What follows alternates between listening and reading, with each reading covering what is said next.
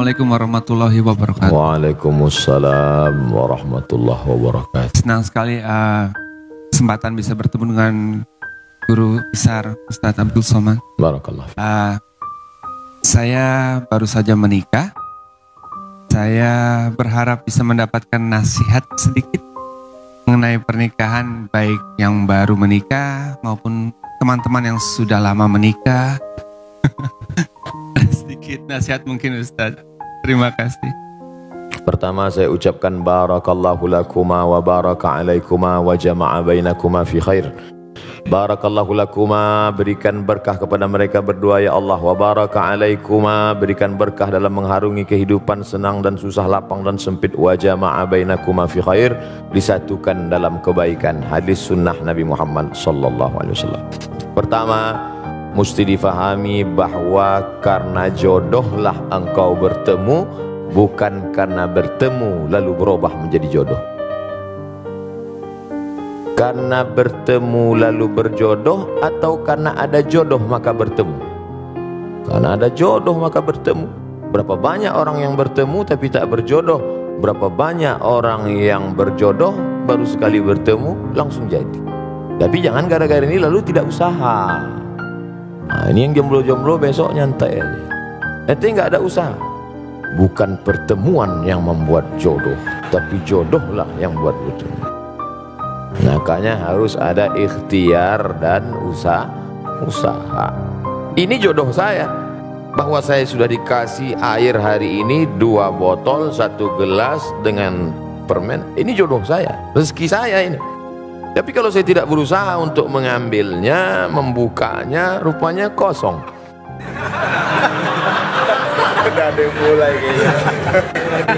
Harus ada ikhtiar. Allah kasih mata, Allah kasih telinga, Allah kasih tenaga, Allah kasih kudrat kemampuan, Allah kasih iradat kehendak. Maka gunakanlah potensi yang ada. Maka pahamilah wahai saudaraku, bahwa kalian dipertemukan oleh Allah subhanahu wa ta'ala. Ini banyak orang sekarang salah jawab. Mas, iya, itu istrinya? Iya. Ketemu di mana? Salah sambung. Maka sejak hari ini katakanlah, aku tak pernah mencari dia, dia tak pernah mencari aku. Allah yang sudah mempertemukan kami. Gitu, walaupun udah tua, nggak apa-apa.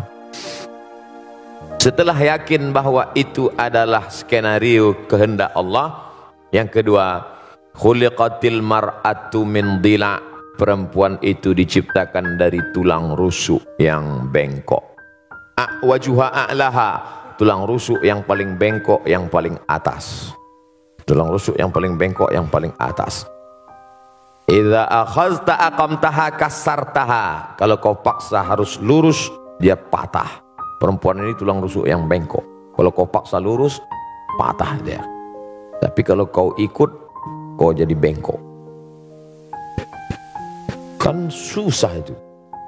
Kalau diluruskan, patah dia. Kenapa nggak pakai jilbab? Patah dia. Maka pakai lembut lah, pakai jilbab ya. Tak usahlah saya ajari, paham lagi itu. Pandai-pandai. Yang ketiga, man tazawwaja faqad istakmala nisfal iman. Siapa yang menikah, dia sudah menyempurnakan setengah iman. Iman itu 100%. Siapa yang sudah menikah, imannya sudah download 50%. Sisanya bukan menikah lagi.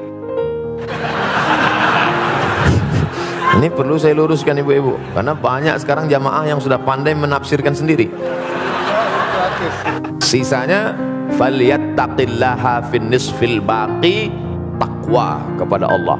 Setakwa-takwanya anak lajang pemuda jomblo yang belum menikah, imannya baru 50. Sempurnakan dengan menikah. Sebaliknya yang sudah menikah walaupun tidak takwa, sudah 50. Tinggal takwa sedikit aja lagi.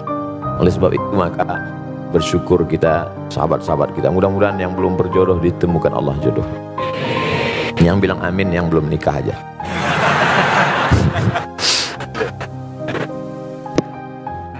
Masih ada. Ini baru 3. Yang keempat, dulu ketika engkau sendirian, wahai saudaraku, yang kau urus solatmu saja, yang kau urus jilbabmu saja. Oh, tak pakai jilbab. Tapi setelah kau menikah, sekarang ada beberapa gerbong kereta di belakangmu, tanggung jawabmu besar. Dulu yang penting sholat sudah, tapi sekarang kau sudah menjadi imam. Berusahalah menjadi imam yang baik. Yang kelima, nikah dalam Islam bukan hanya seks, tapi ada yang lebih bermakna daripada itu.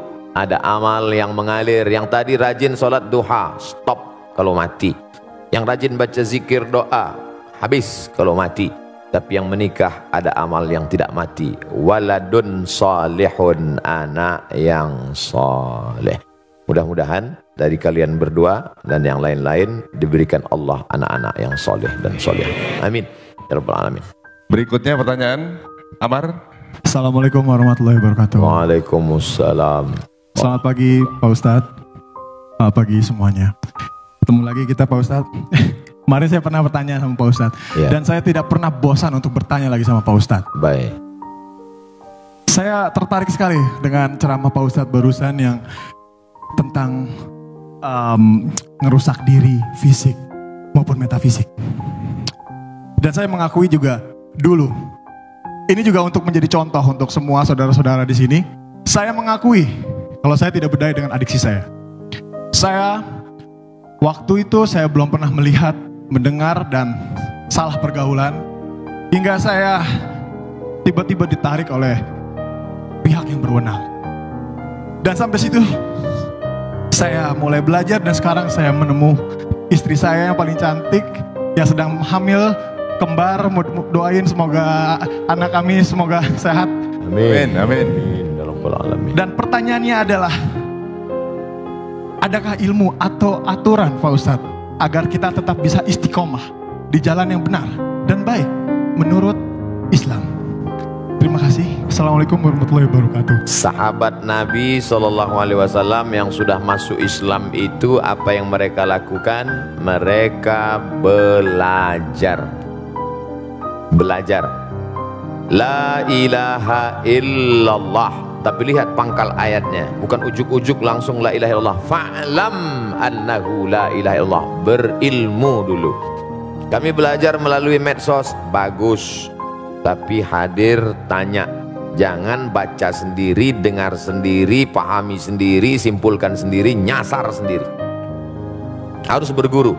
Man la syaikha lahu fasyaitanu syaikhuhu. Siapa yang tidak berguru, setan gurunya.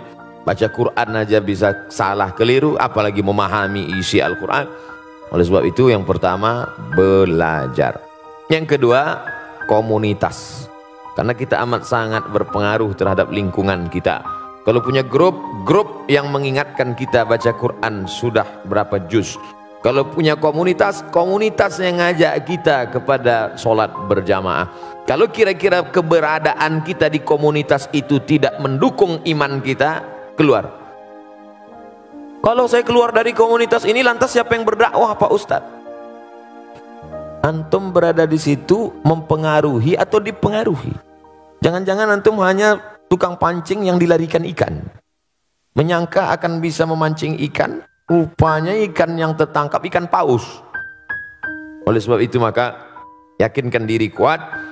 Setelah kuat bisa, baru ada periode Makkah, tapi ada periode Madinah Al-Munawwarah.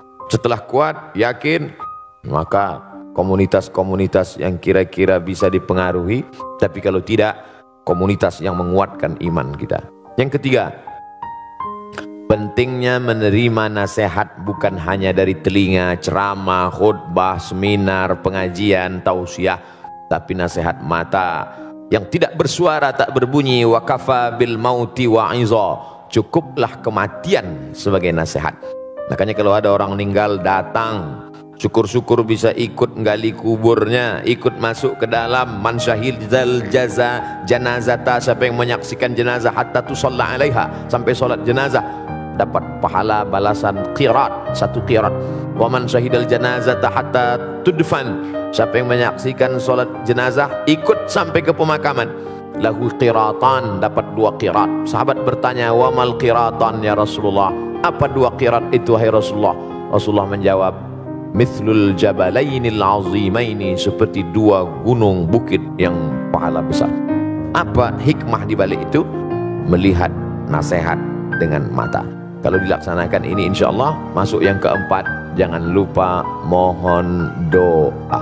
Makanya selesai pertemuan berdoa. Selesai, Ustaz doakan saya, doakan juga saya. Ustaz mohon doanya, doakan juga saya. Saya tak pernah berhenti mengucapkan itu, karena kita tak tahu entah dari mulut yang mana doa itu menembus pintu-pintu langit. Boleh jadi kita merasa kita hebat, kita berilmu, tapi hati kita kotor. Ada dia yang bukan ustadz, bukan siapa-siapa, baru saja tobat, bersih hatinya sebersih-bersihnya. Lalu dari hati itu terpancar doa, dari doa itulah dikabulkan Allah. Makanya selalu saya katakan, doakan Ustadz Abdul Somad, doa dalam keadaan mati husnul khatimah. Jangan sekarang, kita masih ada jadwal lagi.